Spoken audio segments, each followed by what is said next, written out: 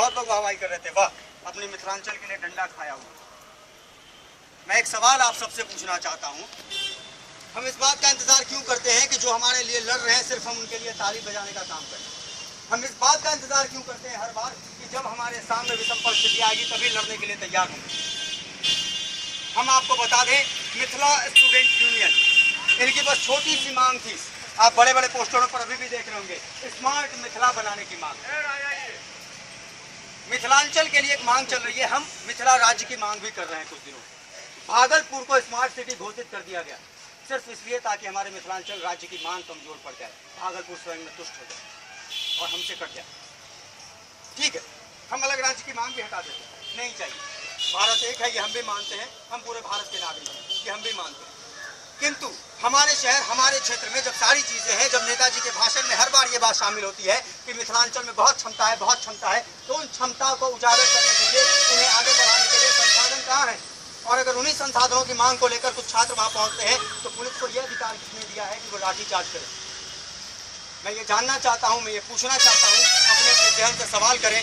कल की तारीख में आपके बाल बच्चे इसी मिथिलांचल में पढ़ने के लिए खड़े होंगे, जहाँ अधिकतर परिवार किसान है और किसानों के पास इतनी आय नहीं होती है कि वो अपने बच्चों को बाहर ले जाकर पढ़ा सके। अगर हमारे शहर में IIT खुलता है, अगर हमारे शहर में एम्स होता है, अगर हमारे शहर में मधुबनी जिला में केंद्रीय विद्यालय नहीं है, उसकी मांग की जा रही है, क्या गलत है? यहाँ सब लोगों के पास अलग अलग हथियार है, कोई छेनी हथौड़ी चलाने वाले होंगे भाई, कोई साइकिल की दुकान चलाते हैं, कोई विद्यार्थी हैं जो कलमों से अपना वार करते हैं। जो भाई जिस दफ्तर में जहाँ जैसे हैं, मैं ये नहीं कहता हूँ तो हमारी तरह सड़क पे उतर जाइए, मैं ये भी नहीं कहता हूँ इन पीली टी शर्ट वालों की तरह डंडा खा लीजिएगा, क्रांति इससे नहीं चलती। आप भगत सिंह की तरह फांसी भी चढ़ जाए तो मुझे नहीं लगता है कि क्रांति में कोई नया आह्वान होने वाला है।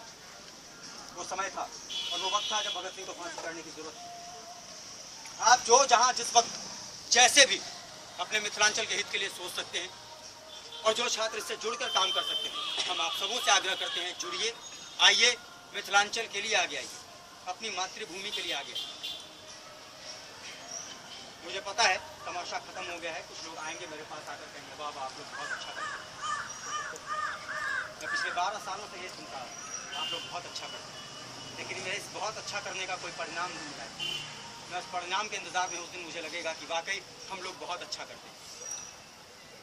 दिन के चिलचिलाती धूप में जब ये बांधने के लिए हम खड़े होते हैं, हमारा पसीना जब इस मिट्टी पे गिरता है, कोई खुशबू नहीं आती, मैं उस पसीने की खुशबू सूंघना चाहता हूँ। वो खुशबू उस दिन आएगी जब इस पसीने के साथ आप तमाम लोगों के पसीने की गंध मिलेगी और मैं उस गंध के इंतजार में। आप सबों से सहयोग की आशा है और एक बार हमारे साथ इस मिथिलांचल के लिए जय भवानी, जय